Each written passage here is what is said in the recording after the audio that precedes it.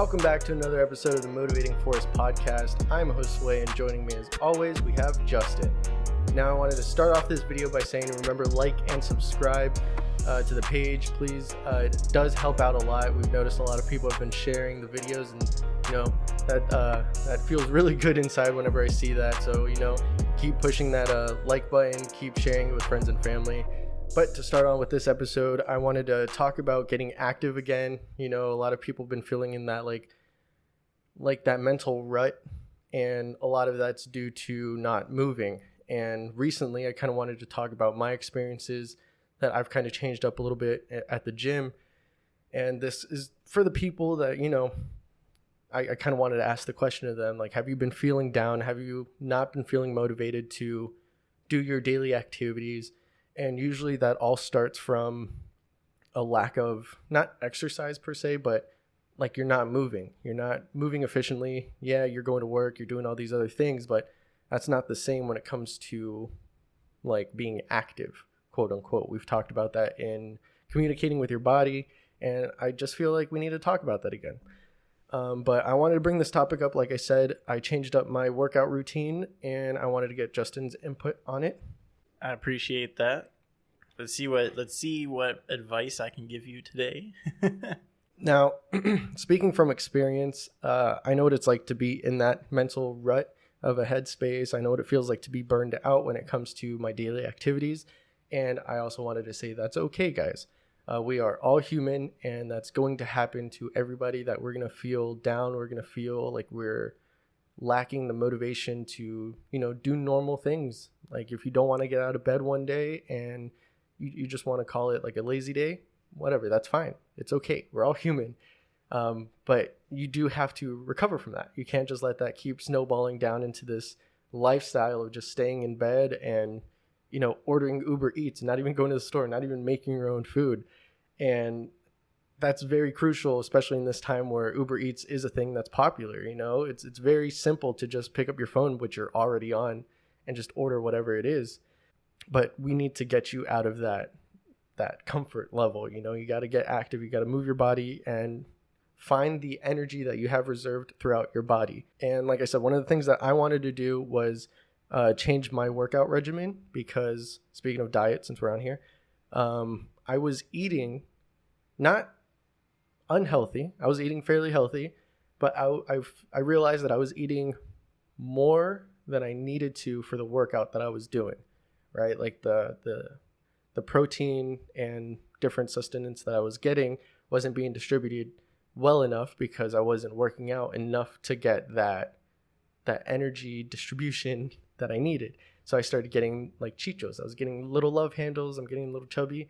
I was like, listen, I don't want to change up my diet here, because it's so much harder to tell somebody that's working out, hey, just eat less, because you're like, but I'm working out, I should be doing this properly, right? So what I figured, it would be easier if I just changed the way that I worked out, or my little workout routine while at the gym, to compensate for how I'm already eating, because it's like I said, I'm not eating unhealthy. But what I started doing is let's start with what everybody's probably more common known with, and that's like the normal generic like chest Monday, back Tuesday, legs Wednesday, arms Thursday, and then you kind of do whatever you missed on that Friday, right? That's kind of the generic workout routine plan that everybody gets when they start going to the gym. I call it like a traditional split, yeah. Yeah, traditional, there you go. And I kind of want to get people to, mind you, if you're just starting to go to the gym, that's fine. I have specific goals. Everybody else has specific body types and specific goals that they're going for. And I'm not saying that that's a bad workout routine. That's fine. If you want to do that, it gets you active, it gets you moving. But for me, I've been doing that for 3 years now. And now I'm hitting this kind of plateau where I'm not feeling that progress being made.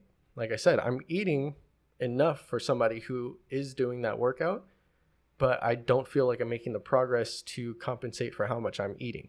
See, what's funny is, for optimal progress, it doesn't matter what type of split you're doing. Any split you're doing can be a bad split if you're doing it for more than 6 months. Correct. So just something to keep in mind. It's not to down the traditional split. It's not down to say like a push-pull legs routine is bad, but any routine you followed for 6 months or longer, that is now a bad routine for you. You got to break away from that. Your body is going to adapt to what you're doing, and it's going to become more proficient in it. And that's what actually stunts your growth. Yeah. Because your body's going to be expecting you to do that, and it's already going to be kind of prepared in advance. And then you don't get the tearing in the muscles that you need to continue growing. Exactly. And that's what it was. The progress that I'm saying was the tear in the muscles, because I'm somebody who kind of goes overboard, and I like feeling sore and sometimes extremely sore after a workout, because then I know, I'm really tearing it up. Like my muscles are getting pulled apart, so then I can fill it in with the protein that I'm consuming, and then it gets bigger as science. And again, since we're talking about health, wellness, workouts, and all that, we are not fitness coaches, so we can't tell you guys what to do or what workout plans to go for. But quick plug, Justin's wife, who is a fitness coach and who is a very well-versed chef, you can check out her Instagram under @_chef coach, and she would be willing to help any of you if you have questions on, you want to lose a little bit of mid-body weight you got going on, if you want to start being active, you want like a proper workout regimen or stretching exercises to do, hit her up on Instagram. She'll be willing to help you guys out with that. So that was just a quick plug for the lady.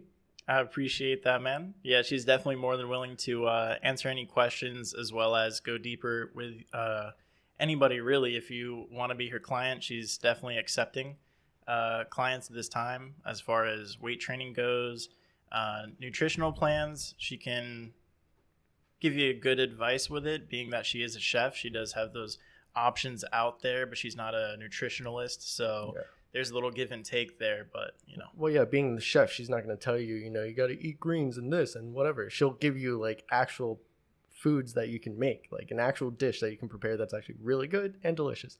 Yeah. But back to the rundown here. I decided that I was going to take the easier route on myself by just changing the workout, right? And back to the traditional split, you're saying that your body, it gets accustomed to what's expected of it, right? Now, I could have said, I'm going to change it by the different workouts that I do in that split. Like I could maintain that whole chest Monday, back Wednesday or back Tuesday, legs Wednesday, so on and so forth, but then just change out the workouts, because that's also an option. But that's what I've been doing.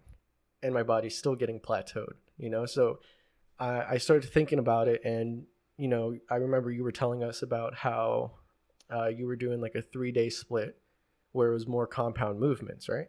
Yeah, kind of a jumpstart program doing 5x5, That's which is all compound movements. Exactly. And I was like, how can I implement something like that in my workout routine? And I figured, okay, I've heard different, bodybuilders, I've heard different people that are fitness coaches talk about how activating all the muscles in your body every time you go to the gym is going to give you the most progress when you are seeking more growth in a less amount of time. And I was like, okay, that's kind of my end goal. We can talk about my end goal here a little bit because that's important to the discussion. And my goal is for the summer to bulk up as much as possible and kind of lean out through the holiday season, because we're going to go ham on Thanksgiving and Christmas.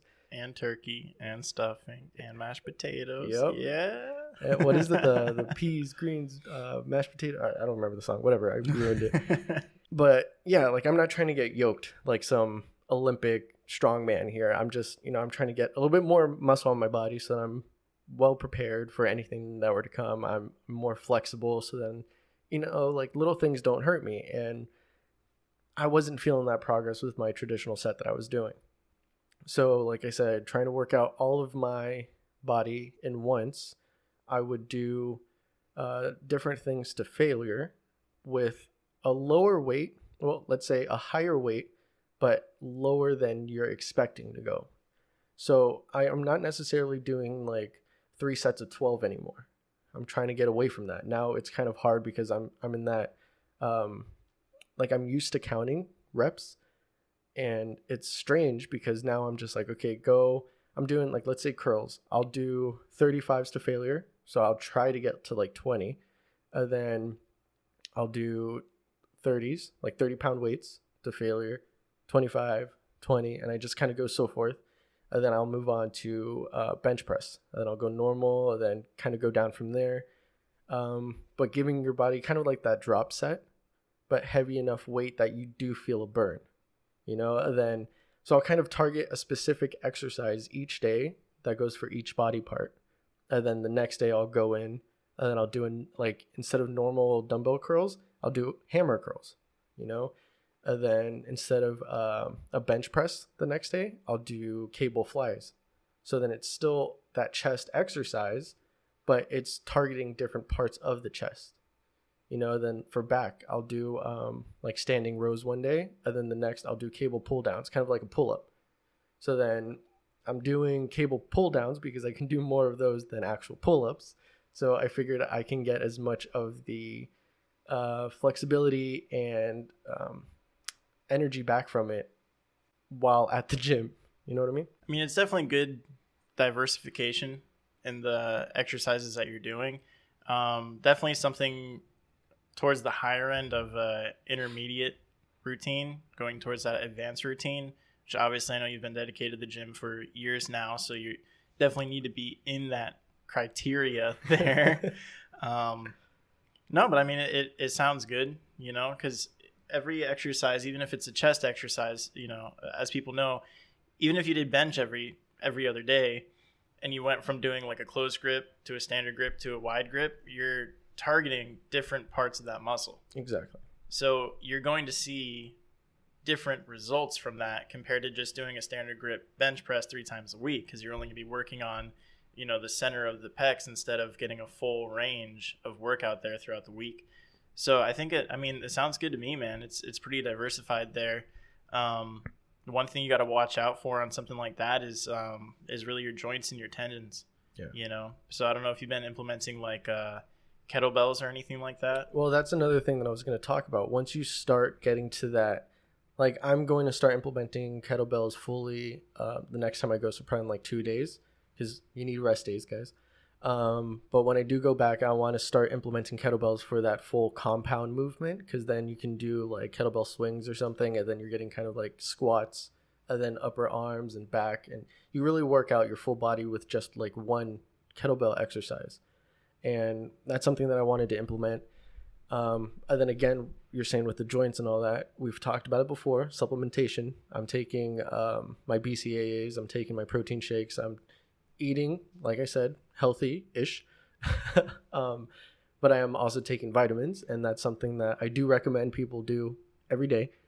But when it comes to like that workout, this is more of that, like you said, advanced kind of intermediate. This is for more of those experienced people that have gone to the gym religiously or have somewhat of a workout routine that they're doing, and you're questioning yourself if you're starting to hit that plateau, because you need to have some kind of discipline when it comes to this. And I figured when it came to that traditional set, like if I'm just doing chest on Monday, right, and then let's say by any means I kind of hit it again on Friday, I'm only hitting chest once a week, right? And then you're giving your body a week to recover from that, which is like it's too long. Yeah, it's way too long. You're not activating that muscle part in a week, and you're not going to see the progress that you're expecting. Yeah. Right. Like if I'm expecting to see results in 2-3 months, I'm not going to see as much as opposed to working it out every day that I go to the gym. Yeah. I mean, for a beginner, don't get me wrong, that much rest in between, it's not a long time for you.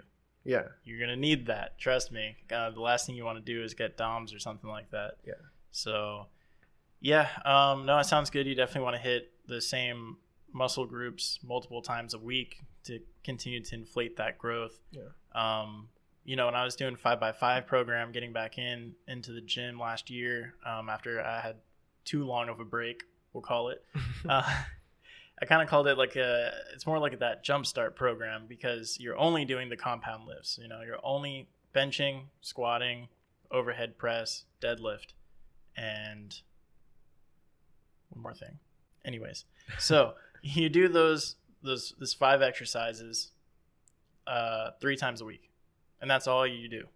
That's it. So it is the same motion. It is repetitive, but because it's all of the compound movements, it's more of a calorie burner. Yeah. And it gets your entire body moving, that it keeps your ligaments and your joints greased up and ready to go. So it's definitely a great way to get back in. Whereas doing what you're doing makes a lot more sense for you than trying to just focus on the compound lifts. Yeah. I'm saying, yeah, man, kettlebells help a lot with avoiding injury because you don't have to go too heavy. And there's a really simple kind of like a burnout set that I would do with kettlebells for a warm up and a cool down after. Yeah. So I'd go kind of lighter on the warm up and I'd go kind of heavier on the cool down, because the cool down, who needs a cool down, right? Yeah. More of a burnout, right? But yeah, man, you would do like kettlebell swings, and then without ever putting the kettlebell down, you do kettlebell swings, and then you come up, and then you're going to do some overhead presses with it, one-sided.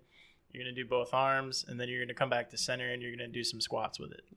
Yeah. And then that's it. Yeah, and that's another thing when you're talking about like calorie burner and like taking it all out of you. I used to spend an hour and a half to almost 2 hours at the gym doing that traditional set.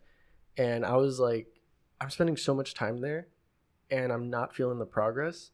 When I started doing this new workout routine, dude, I'm spending like 45 to an hour and You're done. drenched in sweat. And I'm like, this is insane, because I'm feeling it instantly. I'm like, okay, my body's like, okay, this is what you needed to do. You needed to just switch up the gears, And I mean, I'm loving it. I recommend it, but again, I recommend it for those that are already disciplined in having a workout regimen, already dedicated to that healthier lifestyle of being active. And, it just gets you out of that rut mentally, because then you start feeling immediate energy come back from it. Like once you go home, you take a shower, your body's like, okay, we're already moving. Let's just keep it going. So you're already out of that plateau, out of that mental rut, like I said, of just feeling like blah. Yeah. And like I said, I've been feeling like that. Even with going to the gym and being active, it's a dangerous headspace to be in, because that's when you start, just not getting anything done. You don't make any progress in your daily tasks. You don't want to go to work. You don't want to go to the store. You don't want to cook. You don't want to do the normal day-to-day things because you're mental. Well, you also question if the workout's worth it at that point, and then that can cause a lot of people to quit or quote unquote take a break, which is quitting when it comes to the gym. So yeah, definitely something to avoid. Just to backstep a little bit on the the nutrition side of it too. A lot of people can burn out earlier than 6 months if the supplementation's not right for what they're trying to do. Because obviously if you're working on a more intense calorie burner style workout compared to doing like isolation movements where you're just focusing on building specific muscle groups, I mean, all the way up to endurance training, right? You're going to require different supplementation for that. So that would be something that I would even recommend for you to reanalyze, switching up from that traditional workout set, because the traditional set's very good towards building up specific muscle groups. Yeah. And it just so happens that you hit all of them in a week. Yeah. So you're going to see an overall growth, and it's designed to grow your muscle structure. Whereas what you're doing now is more like that caloric burner. You're hitting everything. You are going to be training the endurance a little more. So, your diet will switch up a little bit. You won't be so heavy-handed on the protein, but at the same time, you need to focus on a better protein absorption. Yeah, like carbohydrates and such. But you also have like this shorter window. Yeah, I guess you would call it. Like your furnace is burning brighter than it was when you're doing a traditional split. So now you need to make sure you get your absorption in a lot faster than you did before, So whereas before you could have been, because I say could have because I know you weren't, but for a lot of people, like you could be consuming casein protein, which is that slow burning protein, keeps you full through the night. That way you don't snack, things like that. And in this case, for like this workout routine here, you're not going to want to use casein protein. You're going to want to stick to whey.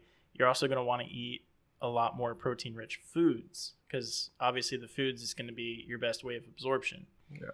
And at the same time, when we talk about the actual supplement side and you're consuming BCAAs, you might also want to look into taking an EAA supplement. Yeah, I mean, I think you gave me. I gave you EAAs before. So I'll just start taking that one too. Yeah, because the EAAs. It's for before the workout, right?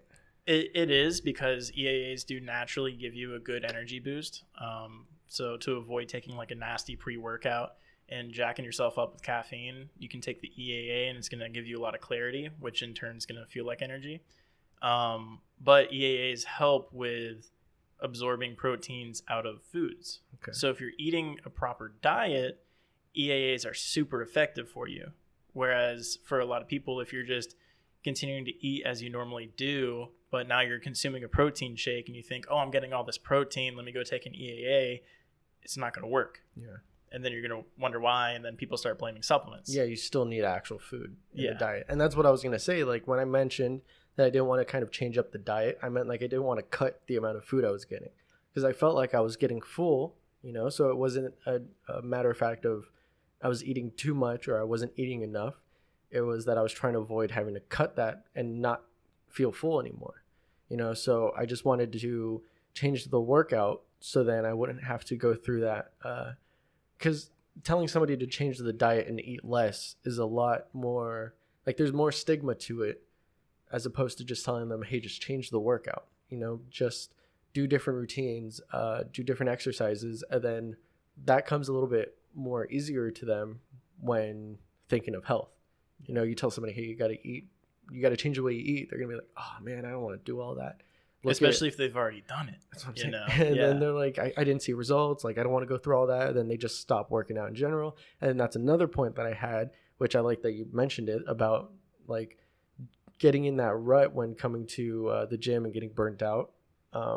I put down, like, I was in that space. Like, I started looking at it like, I'm not going to see progress. Why do I even need to go? And like, I don't want to do legs. Like, that's the big stigma. Nobody wants to do legs because it's that one day you kill yourself, and then the next, week, you're just like, my legs are in pain. I don't want to do it again. You can't even walk anywhere. Yeah. Exactly. And like, that's why I said it's a very dangerous headspace to be in, because then it could not traumatize. It could put the actual healthier lifestyle on the line, as like for not wanting to go to be healthy, And that's why I feel like this new workout routine is a little bit better, because you're getting the legs in every day.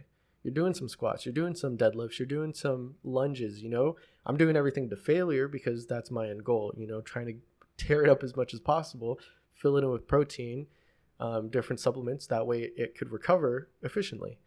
But again, that's the dangerous headspace to be in, because what's the motto that we're always preaching, Justin? Well, an object in motion stays in motion, and an object at rest stays at rest. So. And when you start considering staying inside and not moving your body from, hitting that plateau, hitting that rut, that's when you become that object at rest and stay there until you can't get out of bed anymore. And that's the nightmare. You don't want to hit that once you've already implemented this healthier lifestyle. You started it for a reason. Why are you going to revert back to what you were at before or worse? Yeah, it's funny too, because a lot of times people can get this false impression in their head, and I see this a lot at my job, because it is a very active job. We work outside, we work in the heat, we're working on cars, which is even hotter, surprisingly, than the Florida sun. Well, because the car is hot, so you're working under it. Yeah, that's what I'm saying. Like, the motor's actually hotter than the Florida sun. It's ridiculous. But we're out there, we're sweating, we're doing all this work and whatnot. And it takes a toll on you, it beats you up. And I hear it all the time from my coworkers, and it's the most, it gets me every time, man. They're like, I don't need to go to the gym. I work out at work. I work out 8 hours a day. Yeah. Look at us here. And then we'll go to like push a car that's not running and push a car from one end of the shop to the other, maybe, I don't know, 100 feet, 150 feet at most. And mind you, there's 3 of us. And the cars, they have 4 wheels. I mean, come on, it moves, right? The e-brake's obviously off. Yeah, it moves. And we push the car, and everybody's about ready to drop dead, dude. I mean, everybody's leaning up against cars like, give me a cigarette. And yeah, because that's healthy recovery right there. That's how you recover, right? That's how you help your lungs recover. But and it's just so funny to me, because I'm just like, yeah, you're right. That's your workout. You work out 8 hours a day, and you just used a little bit of force here for maybe 2 minutes tops, and you're winded. You're done. It's like, it's not enough, man. Guys, don't fool yourself.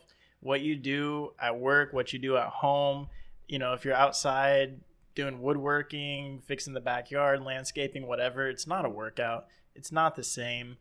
And at the very least, at least you're not in there doing it with the same mindset. Right. You're not doing landscaping going, I'm going to push myself. I'm going to dig harder so I can burn more calories. Yeah. It's not the same. It's really not. Yeah. And that's kind of like back to the point is, well, away from talking about my workout routine, it's more towards the people that are starting to hit that plateau when it comes to energy. And they're thinking, they're already having some kind of routine that they're doing. And if it's something like, if the walk around the block isn't doing it for you, change up the scenery.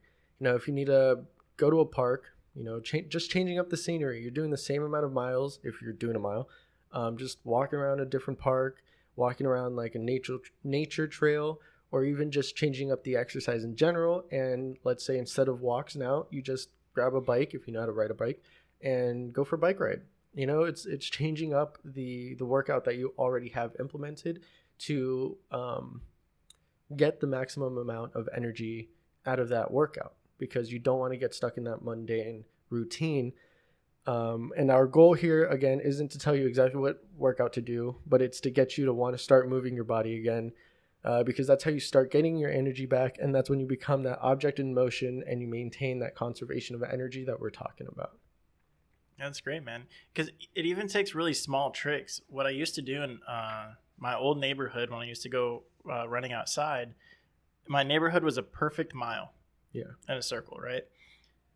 And I was getting tired of it, getting bored of it, again, thinking of changing scenery. You know what I did to change the scenery? I walked the other way. Exactly. Yeah. Instead of making a left, because I lived okay. Anyways, so instead of making the left out of my house, I would make the right. Yeah. Because it was literally a full circle. Either way, I'm coming right back, and it's a mile either way. Mm-hmm. So all I did was, okay, instead of left, we go right today. Mm-hmm. And you run it that way, you're tricking your mind, because now you're kind of starting at the end. Yeah, and that's where you mentally are going to get tired, because your mind is going to make you be more tired than your body is. Yeah. Your mind's going to give out first. So when you start taking that, even just going backwards with it in your mind, you're starting at the end. When you get closer towards that start, you're going to be like, you're going to have extra energy to even finish the mile faster, because you're like, your brain's kind of like, oh man, we just started this thing. And you're going to kind of trick yourself and keep it going. Yeah, that's kind of the same thing that I did when I started working out, because I used to live with my mom and they had that same perfect mile circle. And I would do the same thing. And that's why I implemented the whole set an object that I'm going to run to. And then once I get there, pick another object further down and keep running towards it, because I know your mind is going to give out faster. You're subconsciously expecting something. So then it's going to tire yourself out mentally. And then you're going to want to just go, you know what, you're right. Let's just take a break, because we're expecting to see that stop sign or that tree. But I would do the same thing. I would walk the other way, or I would run the other way. Then you're switching it up. And then where you thought that tree was going to be, now it's one of those green electric boxes. Right. And then you're just like, okay, now I got to pick something else. And then you keep your mind on its toes. There's definitely good little tricks you can do there. And again, speaking about keeping your mind on its toes, I hope you guys are getting that here with us every Monday and Wednesday as we kind of come through and present new ideas to you guys and help keep your mind focused and thinking on the self-help and the self-development, and just making sure you're growing every single week. And we're definitely here to provide that for you guys. Again, every Monday and Wednesday at 8 a.m. EST, we're dropping new episodes on YouTube, and we're also on Anchor.